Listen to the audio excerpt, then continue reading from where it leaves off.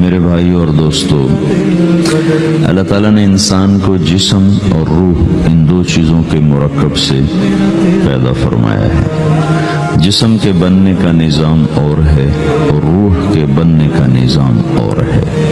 جسم کسی اور جگہ بنتا ہے اور روح کہیں اور سے آتی ہے۔ جسم زمین اور زمین کی غذاؤں کے مختلف مراحل پیش در پیش سے وقد خلقکم اطوارا، وہ مختلف شکلیں بدلتا ایک روپ میں ڈھلتا ہے۔ اور روح ایک لطیف اللہ کا امر ہے جس کا علم انسان کو نہیں دیا گیا۔ یسألونک عن الروح قل الروح من امر ربی وما اوتیتم من العلم الا قلیلا، کہ روح ایک اللہ کا امر ہے جس کے بارے میں تمہارے پاس کوئی علم نہیں ہے، لہذا اس کی تفصیل تم سمجھ نہیں سکتے ہو۔ روح آسمان سے آتی ہے، جسم زمین میں بنتا ہے، پھر 4 مہینے بعد اللہ اس کو آپس میں جوڑ دیتا ہے، زندگی متحرک ہو جاتی ہے۔ روح ہی کے ساتھ زندگی کی بقا رہتی ہے۔ جب اللہ اسے واپس نکال لیتا ہے تو سارے ٹائٹل ہٹ کر صرف ایک نام سب کو مل جاتا ہے اور وہ میت کا ہوتا ہے۔ وہ حضرت مولانا ہو، وہ کوئی ڈاکٹر ہو، بادشاہ ہو، صدر وزیر ہو، سارے اعزاز ٹائٹل ہٹا کر اس پر میت کا لفظ مہر لگ جاتی ہے۔ اس میں سے کیا نکلا ہے؟ ہر چیز تو موجود ہے، اب یہ بولتا کیوں نہیں، اٹھتا کیوں نہیں، چلتا کیوں نہیں؟ اس میں سے روح نکل گئی ہے۔ روح ہمارے جسم کی اصل ہے، اسے نکال دو تو جانوروں کو بھی پتا ہے کہ اب یہ بے جان چیز ہے۔ چیونٹیاں، کیڑے مکوڑے بھی اس کو کھانے لگ جائیں گے، جانور بھی کھانے لگ جائیں گے، زمین بھی اس کو گلانے لگ جائے گی، ہوائیں اس کو متغیر کرنے لگیں گی۔ روح انسان کے اندر ایک چلتا ہوا زندگی کا کارواں ہے۔ اسے جب اللہ واپس بلاتا ہے تو اللہ یتوفی الانفس حین موتها والتی لم تمت فی منامها۔ موت کیا چیز ہے؟ اس کے 200 جواب ہیں سائنس کی کتابوں میں، اور 200 جواب بذات خود بتا رہے ہیں کہ یہ ایک جواب بھی ٹھیک نہیں ہے، اور قرآن ایک جواب دیتا ہے اور وہی حرف آخر ہے، قل یتوفاکم ملک الموت اللہ یتوفی الانفس حین موتها۔ اللہ ہے جو تمہاری روحوں کو موت کے وقت کھینچ لیتا ہے، تمہارے جسم سے نکال لیتا ہے۔ تو میرے بھائیو، موت کے وقت انسان 2 کیفیت میں ہوتا ہے۔ کچھ لوگوں کی روح ایسی نکل رہی ہوتی ہے کہ ان کے رگ رگ میں وہ پھنس رہی ہوتی ہے۔ وَلَوْ تَرَى إِذْ يَتَوَفَّى الَّذِينَ كَفَرُوا الْمَلَائِكَةُ يَضْرِبُونَ وُجُوهَهُمْ وَأَدْبَارَهُمْ۔ کاش تم دیکھ سکتے وہ منظر جب اللہ کے فرشتے نافرمانوں کی روح کو نکال رہے ہوتے ہیں تو ان کے منہ پہ بھی مارتے ہیں، ان کی کمر پر بھی مارتے ہیں۔ اور اخرجوا انفسکم اليوم، نکالو آج اپنی روحوں اور جانوں، اب تم بچ نہیں سکتے ہو۔ وہ پیچھے ہٹنا چاہتے ہیں، رب ارجعون، مجھے واپس کر دے تھوڑی دیر کے لیے، لعلی اعمل صالحا، اب میں پورا ٹھیک مسلمان بن کے چلوں گا۔ تو اس کے جواب میں ہوتا ہے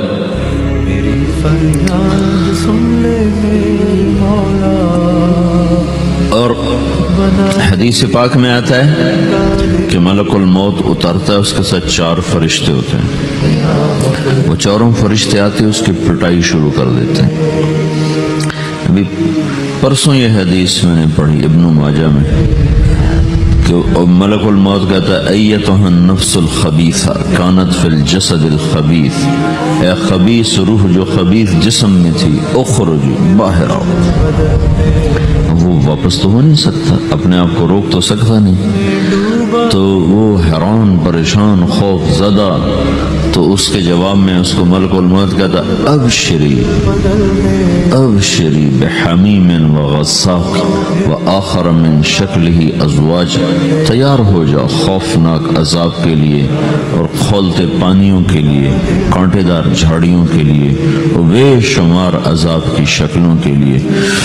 تو اس کی روح کو جب کھینچتے ہیں تو رگ رگ سے وہ کٹ کٹ کے نکلتی ہے، تو سارا وجود زیر و زبر ہوتا ہے، سکرات کا درد ساری دنیا کے دردوں پر حاوی ہے۔ جب اس کی روح نکلتی ہے اور اس کو لے کر آسمان پر چلتے ہیں تو دروازے پر پہنچتے ہیں تو اندر سے فرشتے پوچھتے ہیں کون ہے؟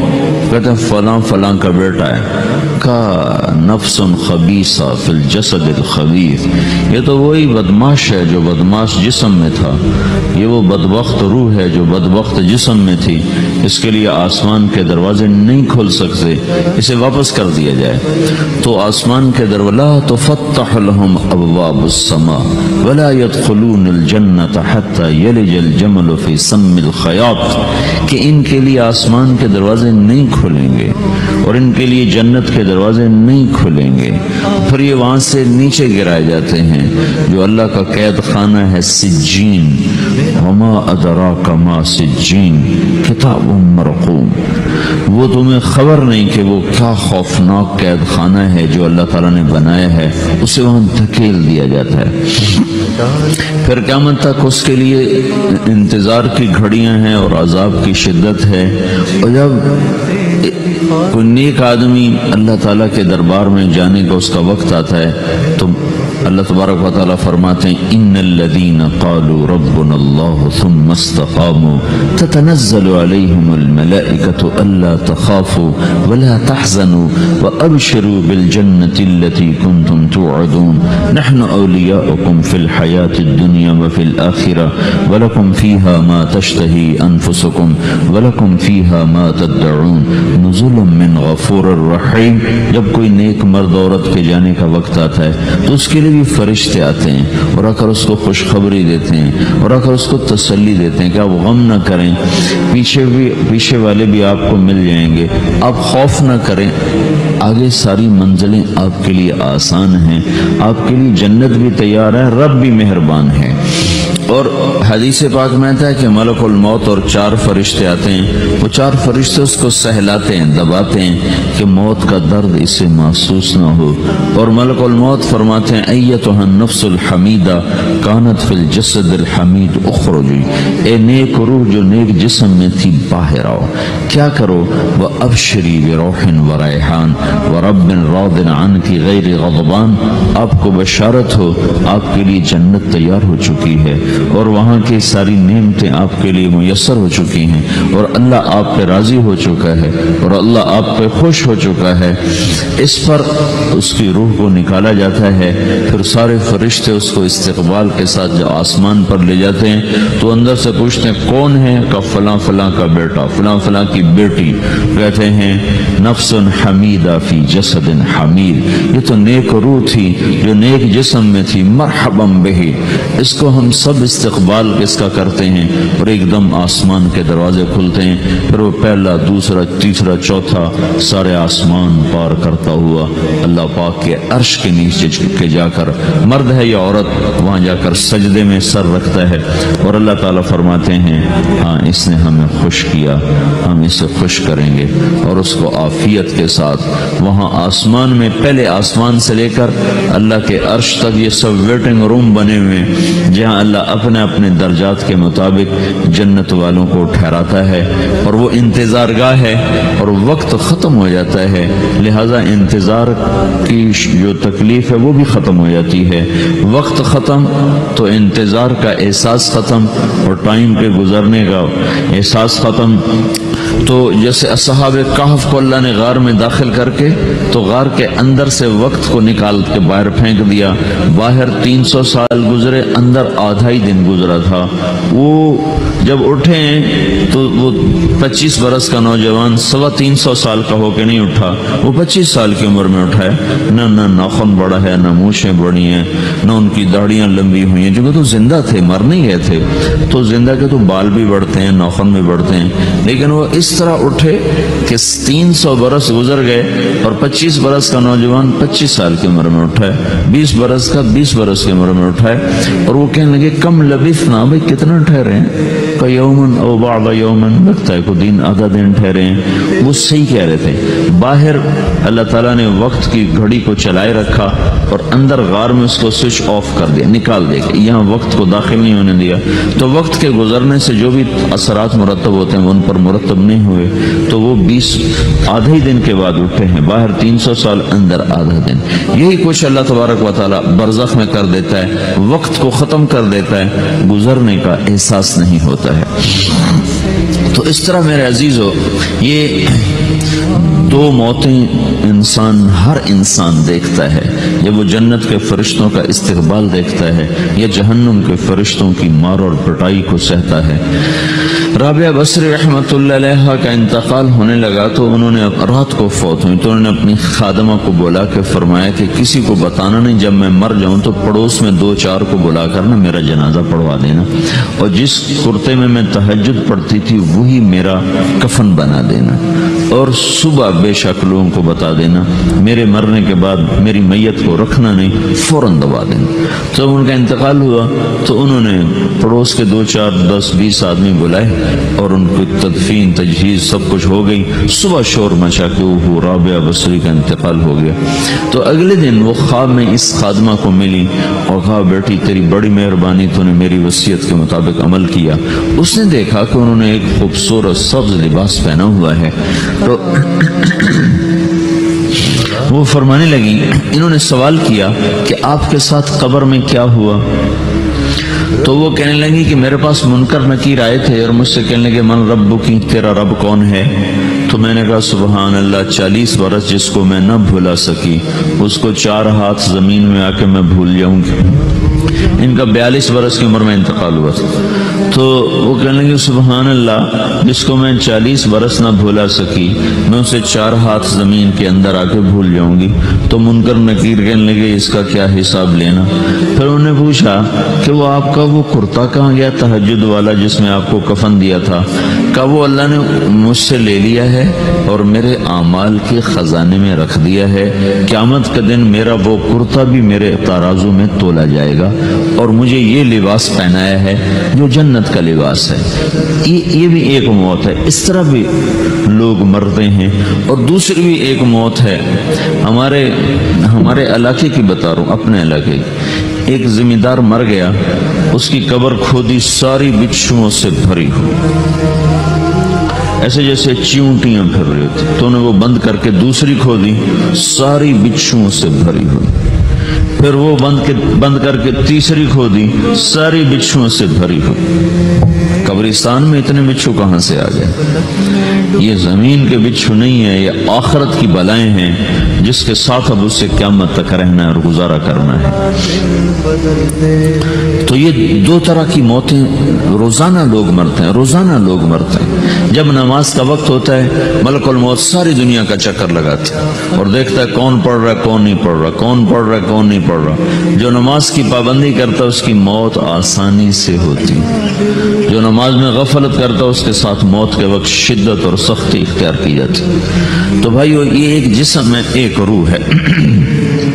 روح باقی رہنے والی چیز ہے، جسم مٹ جاتا ہے، پھر اللہ سے قیامت کے دن نیا جسم عطا فرمائے گا، ایک نیا جسم دیا جائے گا۔ روح وہی ہے جو اللہ کے خزانوں میں جمع ہو جاتی ہے۔ نافرمان کی سیاہ کالی روح ہوتی ہے، فرما بردار کی روشن چمکدار روح ہوتی ہے۔ تو اللہ نے کچھ تقاضے جسم کے رکھے ہیں اور کچھ روح کے رکھے ہیں۔ جسم کے تقاضے پورے نہ کرو تو یہ پریشان ہو جاتا ہے، روح کے تقاضے پورے نہ کرو تو یہ پریشان ہو جاتی ہے۔ روح کی پریشانی جسم سے زیادہ ہے، چونکہ روح کی طاقت جسم سے زیادہ ہے۔ جسم مٹی سے بنا ہے، اس کی غذا بھی مٹی سے نکلتی ہے۔ روح آسمان سے ہے، اس کی غذا بھی آسمان سے ہے۔ روح کا تعلق جب تک اللہ سے نہیں جڑتا اسے بھوک اور پیاس لگتی رہتی ہے۔ جسم کو جب تک روٹی اور پانی نہ ملے یہ تڑپتا اور پریشان رہتا ہے۔ جیسے اللہ تعالیٰ نے ہمارے جسم میں روٹی اور پانی کی طلب کو بے ساختہ رکھ دیا ہے۔ میں بیان بیان کے دوران بھی پانی پی رہا ہوں، آپ دیکھ رہے ہیں کہ مجھے میرا حلق سوکھ جاتا ہے، مجھے طلب محسوس ہوتی ہے پانی، حلق سوکھتا ہے پانی کی طرف بھاگتے ہیں، بھوک لگتی ہم روٹی کی طرف بھاگتے ہیں۔ یہ ایک ایسا اندر میں آٹومیٹک سسٹم ہے کہ ہم اس کو آف نہیں کر سکتے۔ یہ سوتے سوتے بھی بھوک کی وجہ سے آنکھ کھل جاتی، سوتے سوتے پیاس کی وجہ سے آنکھ کھل جاتی ہے۔ یہ ایسا خود اللہ تعالیٰ نے ساختہ نظام بنایا ہے کہ آپ اپنے جسم میں روٹی اور پانی کی طلب کو نہیں نکال سکتے۔ میرے عزیزو، ٹھیک اسی طرح اللہ نے انسانی روح میں اپنی طلب رکھ دی ہے اور اپنے رسول کی طلب رکھ دی ہے۔ یہ دو طلب ایسی ہیں کہ یہ آپ کے جسم روح سے نکل نہیں سکتی۔ جیسے بھوکا روٹی نہ کھا لے، پیاسا پانی نہ پی لے، اسے چین نہیں آ سکتا۔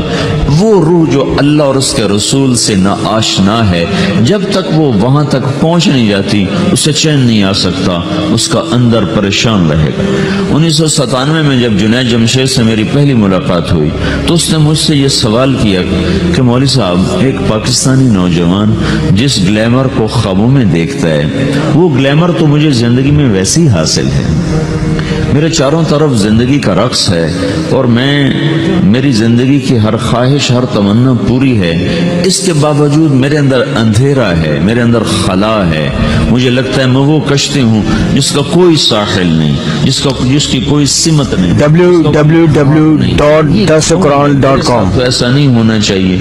ایک عام لڑکا تو کہتا ہے ہائے کاش یہ ہوتا، اس کو وہ نہیں ہو رہا تو پھر وہ پریشان ہے، ہائے یہ ہوتا، ہائے وہ ہوتا۔ تو میں تو ہائے نہیں کرتا ہوں، میری تو ہر لذت اور خواہش میرے سامنے تشتری میں سجا کے پیش کی جا رہی۔ میں کیوں ایسا کر رہا ہوں؟ میں ہائے ہائے کیوں کر رہا ہوں؟ میرا اندر ویران کیوں ہے؟ میرے اندر میں خلا کیوں ہے؟ یہ وہی خلا ہے کہ وہ روح کی پیاس کو شراب میں بجھانا چاہتا ہے، وہ روح کی پیاس کو لڑکی میں بجھانا چاہتا ہے، وہ روح کی پیاس کو موسیقی سے بجھانا چاہتا ہے، وہ روح کی پیاس کو دنیا کی رعنائیوں میں 5 اسٹار ہوٹلوں سے بجھانا چاہتا ہے۔ روح کیا جانے روٹی کیا ہے، شراب کیا ہے، پانی کیا ہے، عورت کیا ہے، موسیقی کیا ہے، گھنگرو کیا ہے، پائل کیا ہے، چھنکار کیا ہے، روح کو ان چیزوں کی کیا خبر؟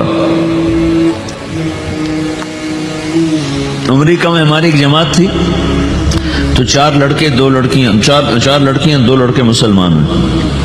تو ایک لڑکے کا نام رکھا تھا ابراہیم، اور اس کو جب پڑھایا نا کلمہ، انہوں نے کہا ہائے، انہوں نے کہا ہائے، اور دونوں ہاتھ یہاں رکھے سینے پر، دل پر، کہا ہائے۔ تو ہمارے ساتھی ہیں ڈاکٹر اختر، وہ کہنے لگے کیا ہوا کیا ہوا؟ کہنے لگا جب سے ہوش سنبھالا یہ جگہ خالی تھی، یہ تیرے کلمہ پڑھانے پر بھر گئی ہے کہ میری خوشی سے ہائے نکل گئی۔ یہ جگہ خالی رہے گی، یہاں شراب نہیں پہنچ سکتی، یہاں نغمہ اور موسیقی نہیں پہنچ سکتی، یہاں تالے لگے ہوئے ہیں، یہاں تک کوئی آواز نہیں جا سکتی۔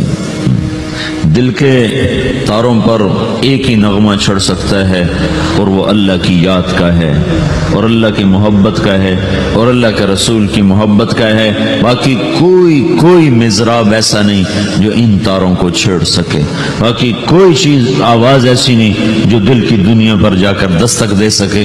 یہاں بند دروازے ہیں، یہاں صرف اللہ پہنچے گا، اللہ کے رسول کا تعلق پہنچے گا، باقی کوئی چیز یہاں نہیں جا سکتی۔